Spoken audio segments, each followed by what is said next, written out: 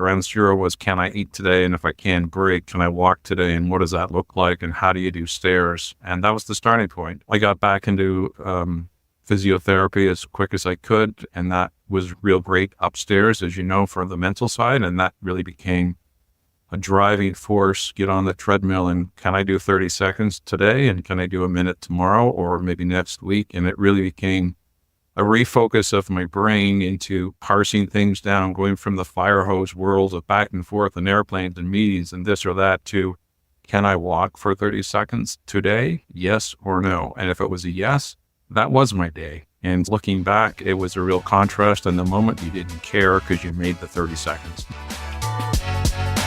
This episode of the Don't Change Much podcast features a conversation with Kenton Boston, a survivor of a rare form of cancer called liposarcoma. He's also the new president and CEO of the Canadian Men's Health Foundation. We'll talk about the impact cancer had on Kenton's life and why he, like so many men, avoided the signs and symptoms at first before having no other choice but to make his health the top priority. Not an easy ask for the former media executive who scheduled surgery over his vacation days. As CMHF marks its 10th anniversary, Kenton explains how it supports men and their families and what the foundation is doing to address the changing needs of men's physical and mental health for the next 10 years. I'm your host, Dan Murphy, and you're listening to Don't Change Much. Well, Kenton, it's great to have you on the podcast. So the first question has to be, after close to 2 decades working in media, where you were likely fairly comfortable, why the switch to lead the Canadian Men's Health Foundation, a charity for men? That is a great question. I spent a great deal of my career working with people, organizations, from a journalism side, from a communication side, a marketing side, and I'm really happy by the switch, mainly because I'm now giving back to many of those communities that I worked with previously and giving back to the broader population. I always felt when I was working in media and journalism that it was an essential tool. It was something that we were sharing with our general public, be it information, be it breaking news or sports scores or whatever the case may be.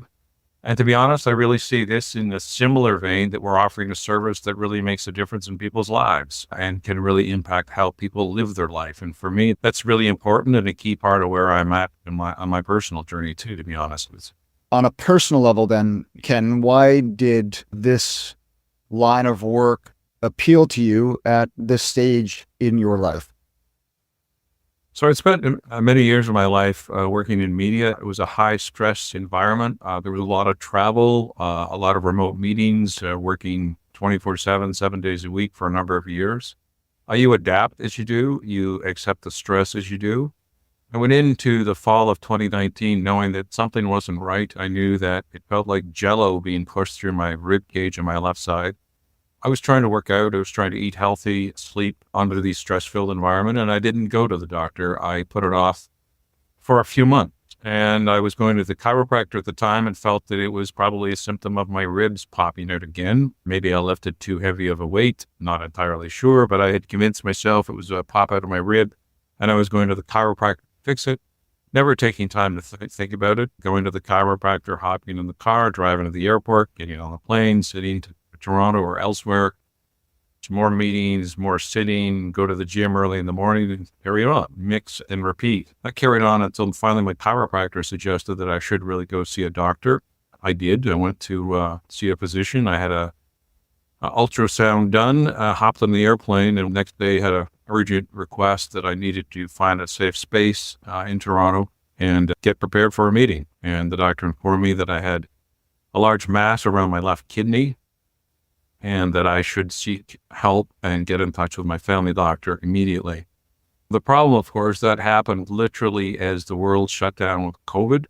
The office that did the scan for me closed. I couldn't receive my CD. I couldn't get my CD to my family doctor. And if you recall the early days, everything was in lockdown. I became quite frantic. I was given this information as the world closed, and I couldn't do anything with it except that I had this mass, and who knew what it was? Was it cancer?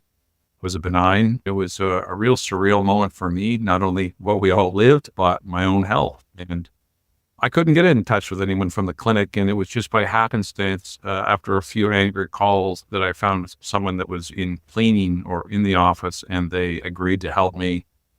So it was really surreal to go through that process, knowing that I had something inside of me. Um, Long story short, I ended up with a urologist at St. Paul's Hospital in Vancouver, and they just determined that I need not worry, that they looked at my results and they don't see cancer there. So I need not worry. Life carried on. And I carried on through the early days of the pandemic. Running part of a media organization becomes very challenging on top of everything that we faced personally. Life carried on. As we became a little more mobile, went back to the chiropractor, and at this point, my rib cage has come out so much I couldn't move my left arm very well. Convinced myself it must be something about working out. It must be something else. Carried on with the stress and the meetings, and finally, my chiropractor said, "Kenton, this is not getting better. You really need to go to the doctor and get that thing out." So I did. I booked it was supposed to be a quick surgery. I didn't tell anybody. I didn't tell my family. I told my spouse, and that was it, the two of us, and moved forward, booked the surgery, told work that I was taking a holiday because it was going to be quick and easy. It was going to be laparoscopic surgery, and I'm great. I'll take 2 days out, and then I'm on the motorcycle for 5 days, back the following Monday. Now we're into June of 2020. I went into the hospital. They did the surgery, and I woke up, and I was very sore, and I realized I had a large incision in my abdomen, and I asked the doctor, why would you do that? This is supposed to be in and out. And she said, well, I had to get my hand inside of you because I had to pull the grapefruit size object out from inside of you. So already I was starting to think I may not make the motorcycle trip. And then I could carry on bleeding. And so they became very concerned with my hemoglobin levels dropping. They prepared me for more surgery. So by that point, we're now up to about Thursday. So my focus was just getting back to work on the Monday. But they did one last check before I was go back into surgery, and the bleeding had stopped. I went home, and because of the larger intrusion than I anticipated, I couldn't go on a bike ride. I couldn't really do anything but lie down. So I went to work on Monday, and I worked from the couch on my back. Instead of being on Teams and video conferencing, I was lying on my back as we had to work on some key pieces of the business and how are we going to move forward in the pandemic world. New programming came forward. Conversations about restructuring, all the things that I was involved with, and I did throw on my back, and I didn't say anything. I just carried on. I want to ask you one thing. So after you got the diagnosis from the urologist, how long was it then until your chiropractor told you to go back? And had you hesitated because you got the news you wanted to hear and you didn't want to hear any other news? Was there just fear of perhaps having a diagnosis that was incorrect and you still had this lump that was coming out of your ribs? I would say I was too busy. And maybe naive, and maybe it was I wanted the right answer and I got the right answer. My sister had gone through similar experiences, so I knew intimately the conversations, but they were very adamant, and they would later laugh because they had never seen cancer where I had it before. So their diagnosis was based on what they knew. And then after me, they came forward to say, we now know that if someone else comes forward, that could be cancer in that area. And so it was March through till, I think we booked the surgery in about May. I will say they were really great with me. I get in fairly quickly during the pandemic time. So it was from March through to surgery in June. Obviously, COVID was a very anxious time for everyone. Your job's a very stressful time, always. And we understand a lot of things that were going on at that time as well, different movements. And then you have the health scare. Where would you say mentally you were at that point? Were you compartmentalizing stuff, or were you just full steam ahead with the work on your back on the couch? Full steam ahead on the work. I will say there was a belief in the medical system. There was a belief that maybe I still believe in the medical system, but maybe I'll take a little more responsibility on myself now for my own health, which is what I tell people all the time, that you need to be your best advocate. I was focused on work. That's how I coped. I had the great ability of not worrying about stress too much. It didn't really affect me. It did, but not to the point of what it does now, post everything. And so I think for me, it really was throwing yourself into work perhaps was a bit of a salvation. You knew what that was. You knew how to cope with that. this other thing that was coming along. Maybe it was out of sight, out of mind, and it's just how, I chose subconsciously to focus because that's what I was comfortable with. Manage your stress, not the other way around. For simple ways to improve your mental health, check out the free MindFit Toolkit from the Canadian Men's Health Foundation. Complete a self-assessment, access virtual counseling, and learn more about how anxiety, stress, or depression might be impacting your health. Go to menshealthfoundation.ca and access the MindFit Toolkit to start improving your mental wellness today.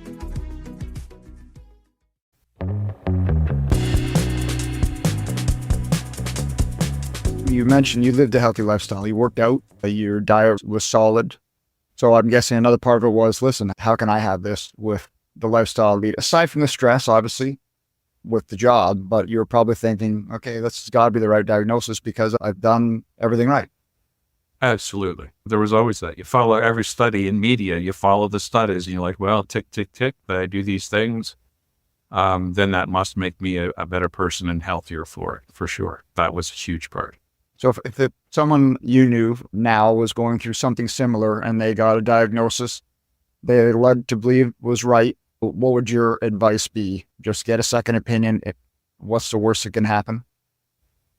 First and foremost, take the time to think about it. Don't brush it off, and make sure that you're comfortable with the decisions and the conversations you're having with the medical community, and making sure that you're asking the questions and you understand your decisions and understand the risk of your decisions. I've had a few conversations, people unsimilar in nature and decisions that they later thought, man, if I should have done this or could have done that. Even my own sister went through her journey and she passed away, unfortunately. And it's easy to look back and say, what if this and what if that? And I think that's the most important part that people keep in their minds. We get one shot at this, and you want to make sure that wherever you land on the other side, that you can look yourself in the mirror and say you did what you could and you were focused on your own health journey and you owned it. And that's really critical that I'll always remind people to do. And your sister passed of the same rare form of cancer? She had a more aggressive form of sarcoma. Hers was the same type as Terry Fox, very aggressive. She had chose a little bit of a different treatment path. And unfortunately, she gave it a really good fight, and her time ended before the age of 50. So that's 11 years ago.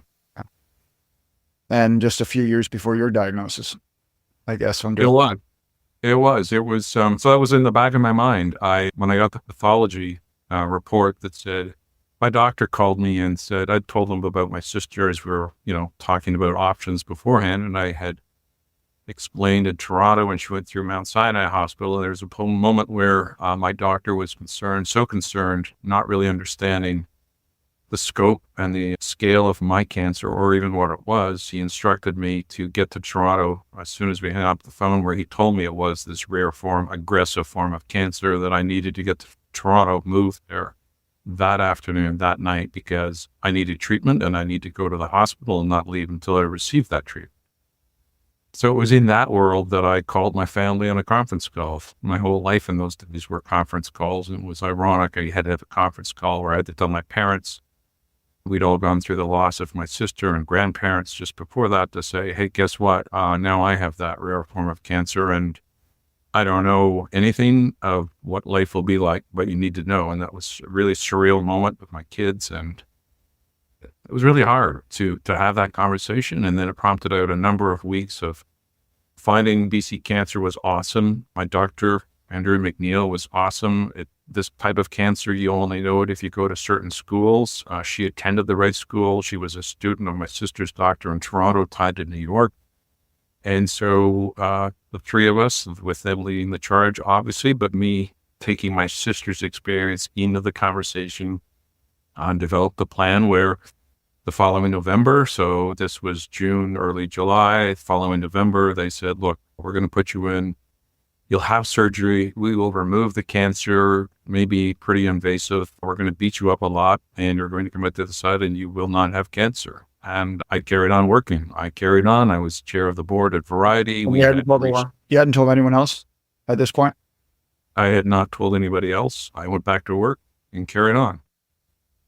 And my family knew, and so that was a support for me. And I can't remember exactly, but I think it was around September, October, I realized my surgery was third week in November. I needed to tell my work friends and family what was happening, and I did so. I limited engagement with my direct boss and a few other people, and it wasn't until shortly before I left that I told everybody. And the big problem I had, and it's selfish on my part, was that I didn't know what to say. I didn't know, do I live? Do I not live? Do I come back to work? What does life look like on the other side? I didn't know how to face those questions. And I will say I didn't want to be a burden on anybody. It's my journey, and the people that had to know did probably do that differently. I think it's, we live in a world where it may not seem it all the time, but there is empathy and support, and it's there. And sometimes you just have to go and get it. And sometimes that's the hardest thing to do, is go and get that support. Talking to people, when I did, I was overwhelmed, and I didn't know how much I would be knocked off. And I was knocked off for about a year and a half afterwards. And again, I would say to people, ask the questions. I asked the questions, but maybe I didn't want to know the answer. I thought, hey, I'll be out of the game for 3 months. It'll be back and ready to go. And it was a big shocker when I came out the other side, when I had no energy to lift my arm. I started from ground zero after that surgery, and it's taken a while to get back and get back to where I am and this position with Canadian Men's Health Foundation. It's been an enormous journey, and really grateful and happy that I'm here. How did you deal with that time off? I mean, obviously you're still getting support from your wife and perhaps Dr. McNeil and your parents, your family, others that knew what you were going to go through, but probably don't reach out as much as your family would. So when you were having that extended time off to recover from the surgery, how did you handle it mentally? I didn't have a lot of support. I don't know if it was just kind of the time in the healthcare system. I left the hospital and I didn't have shoes, and I just got off the bed and hobbled along. I couldn't really stand, and I got downstairs and got in the car, and people were staring at me, but I had to get going. I couldn't stay in the hospital, and I couldn't stand it. It was a horrible night. And, you come home and you think, it's great, I'm at home. What could go wrong? Nothing went wrong, except you didn't have the same supports as a hospital environment. And so it became a real challenge early on for everything, not able to eat and not able to stand and not able to sit. And so many days you just looked at the clock and you waited for another minute to go by, and then the next minute, and then another minute, and maybe I'll try and eat again. And this was around the clock. My family was very involved, and my kids, and it was hard to know that they couldn't be with me because of COVID. They lived in a different part of the country. And so it was pretty isolating. I'm not going to lie. There were two of us there, couple of cats, but at the same time, you were so ill and sick, you really, literally didn't focus on anything but the minute by minutes. And what do I need to do to get some food in me that I can feel just a touch better? So that was the focus. And you didn't worry. It was a real isolating / I want to say in a way it was easy in the sense that you had one thing, and that was focused on yourself to get better. There was no other noise.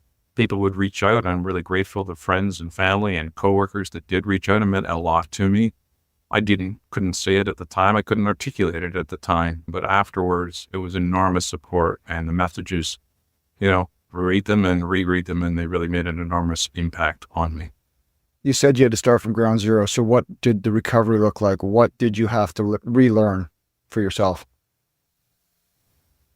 Well, because of the location, when they had to go in, they cut out, I lost my kidney, and then they had to cut a certain diameter around the source of the cancer to make sure that they had removed it all. When they first went in June, they found that they had left some of it in. And this type of cancer, the first thing you should never do is cut into it, but they didn't know it was cancer. So automatically I was at risk of further disease because they'd cut into it originally knowing that it wasn't cancer, or believing that it wasn't. So when they went back in, I had a number of different body parts and muscles, and when I came out the other end, I couldn't really walk, couldn't really lift my left leg, couldn't eat. I lost part of my colon and different things inside, and so it came out the other side, and it was learning, why can't I eat? And there weren't necessarily parameters, eat this, don't eat that, and it became a real discovery, and still is, what I can and can't. It affects my body. As a person that rides motorcycles and would run and like to be physical and has a hard time sitting there, you came out the other side. Well, you didn't have too much of a choice because you kind of dragged one foot when you walked. And so that was ground zero. Ground zero was, can I eat today? And if I can, great. Can I walk today? And what does that look like? And how do you do stairs? And that was the starting point. I got back into physiotherapy as quick as I could. And that was real great upstairs, as you know, for the mental side. And that really became a driving force. Get on the treadmill and can I do 30 seconds today? And can I do a minute tomorrow or maybe next week? And it really became a refocus of my brain into parsing things down, going from the fire hose world of back and forth and airplanes and meetings and this or that to, can I walk for 30 seconds today? Yes or no? And if it was a yes, that was my day. And looking back, it was a real contrast. In the moment, you didn't care because you made the 30 seconds. Okay, I have a couple of follows up. So were you able to enjoy those little victories? Or were there still times where you're like, why? Was there constant mental battle, good versus evil, so to speak? Yeah, there was. I really re-engaged with my faith again, and that took a lot of the pressure off and praying and, thanking God that I had come through it, which was an enormous first step because I didn't have to come through it, but I did. So that was one thing. The other challenge was just in my brain, well, I did 30 seconds. Why didn't I do a minute 30? Or why didn't I do a minute 15? And okay, you said you're going to do a minute today. Now you need to do a minute 45. And it was that kind of balance of push yourself, realizing you couldn't push yourself, but it didn't stop your brain from trying to push you to get better quicker. And why can't you do that? And they didn't tell you your foot would be dragging when you came out of the surgery. So why is your foot dragging? Stop your foot from dragging. Well, it dragged because I lost some structure. I lost some muscles. I remember thinking, get another muscle, find another muscle, lift your leg. I have to get back on the motorcycle. I want to start running again. How hard can this be? And so I probably got more stress on myself because I kept thinking those things, believing that you have a powerful being in who we are and a powerful brain and you can affect change. And I would refuse to say I couldn't do something. Probably a little foolish on my part, but that's just kind of the DNA of my makeup. And I'm guessing there's two things about the mentality. One is very good. It's the way you were before, right? You like to work out, you like to work hard, you like to set goals. And on the other side, sometimes it's probably a little detrimental to your recovery. Is that fair to say? Put more stress on yourself? Well, here's a fun story talking about that. I think we're in March now, so November through to March. And by this point, I was walking around, humped over, but walking around, getting movement, and it snowed, and I picked up the shovel, and I said to my family doctor, yeah, how are you doing? He said, wow, really great. I shoveled snow. I was like, wow, that's really awesome. And so, of course, he'd been in touch with my insurance provider, and I was getting paid through. Everything was fantastic. Course was wonderful to deal with, and I got a call from the insurance company that said, okay, Kenton, you're ready to go back to work. And I said, what do you mean? They said, well, your family doctor said you're out shoveling snow. If you can be shoveling snow, then clearly you're ready to go back for work. Shoveling snow meant I took steps and I had a shovel in front of me, pushing it, but I was walking, and that was my shoveling snow. And it quickly became, boy, you're an idiot, because, I was felt so great that I was doing something, and flip around, it came around, and I was like, I can't go back to work. I still can't sit up for very long. I can't communicate very well because the brain still was recovering as well. So that was a great example of, maybe you shouldn't have done it.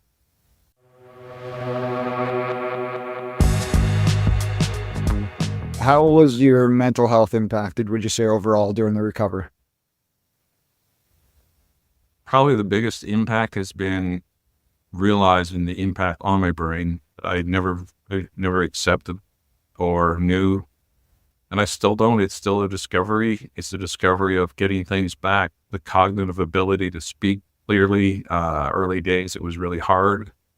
I think it was the trauma. I think it was the drugs that you take. And so it's been a journey to get back. It's been a journey. Anxiety is something that hits me now. It can be in the middle of the night. I could go through enormous stress previously, personal, professional, and still go to bed and sleep. And the legacy is that those days are gone, and it's a constant battle to calm yourself down. I'm now 4 years, almost 4 years on the other side, and things are coming back perfectly. And the more time that I spend, the easier it is to let go of the past. I've seen many doctors, psychologists, and the one thing that kind of sits out in front of me is that I didn't realize what these do to your psyche and your body. And it took a long time, and I'm still working through why my body is the way it is. And the reason that everyone has landed on is that my body still feels in fight mode. And so I'm in protection mode. And that's tied to my brain and how I think and why things would now set me off that never did before. And why physically I really have to work hard to make sure that my stature is as it should be. And it's back to the muscles I lost, others doing the work for the lost muscles, but it's also for my body to understand that, hey, relax, you're on the other side and you're healthy and you don't need to be inside fighting. My inside is physical because of how I've responded to my brain, which is still thinking you're at risk here. So I'm then in a much better space now, but it's been a journey, and the time off I always thought was for the physical repair, but I'll tell you, mentally is equally or probably more important than the physical side. And I just been a bit slow to realize that. Working in media, you're probably always looking for answers. Were you always this proactive, looking for answers for yourself? I have, yeah. And I will say the medical, we all get, flummoxed sometimes with the medical system and problems in it. And yes, it's not perfect, but I will say I've really been proactive in using the medical system, and it's been reactive as I've been proactive, and it's made an enormous difference. And I'm in a space now, I'm in the system. If things happen, and they do, and they pop up, and it's immediate response, and whether that's more scans or whatever the case may be, or constant vigilance on their part, they do. And I'm so grateful for that. What does a physical lifestyle look like for you now? Back to where I was before. I haven't been able to get back to some of the weights because I don't have the muscles that I did before, the capacity. So it's kind of understanding those limitations. But even that is minimal. I can run, I can hike, I can jog, I can go for motorcycle rides. A little different sometimes. I have to just be cognizant. I think I'm more aware of my body now and my brain, and I have to constantly be going through those moments. There are still times when I refuse to acknowledge the changes that happen that are minimal, that no one would really know, but I know, and you ignore them. And then your body has a way of giving you the little, hey, don't forget, this happened and you could be dead. So let's get it back on track. And that's just a way that seems to bring me back on track and grounded and carry forward. So things honestly are in a great space. It sounds like your past professionally and personally has really led you to this new job, and those past experiences make you the right man for this job. I would never be in this conversation with you and with this organization if I hadn't gone through what I did. My skill set professionally has been pretty involved, as you know, in media. You do a lot of different things, become good at many different things to survive in that world. And I'm really looking forward to the impact that I can bring with the skill set and then my personal journey. As I talk to other men and their families, which is really important to me, it's about the whole ecosystem of who we are as individuals in these communities, and all communities is really important.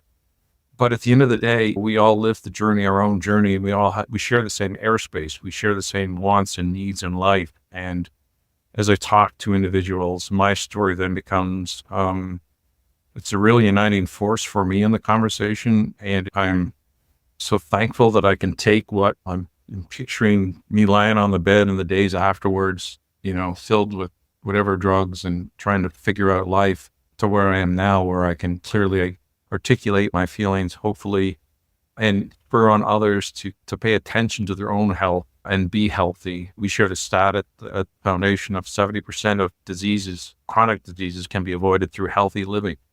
Does that mean mine would have been avoided for if I had done certain things? There's the hereditary side of it, which is something I've also been investigating. And so far, there's no hereditary link for me and my sister, but it is about balance. It's about making sure you are proactive and you have an eye to yourself. No one else is going to look after you, no organization, no work.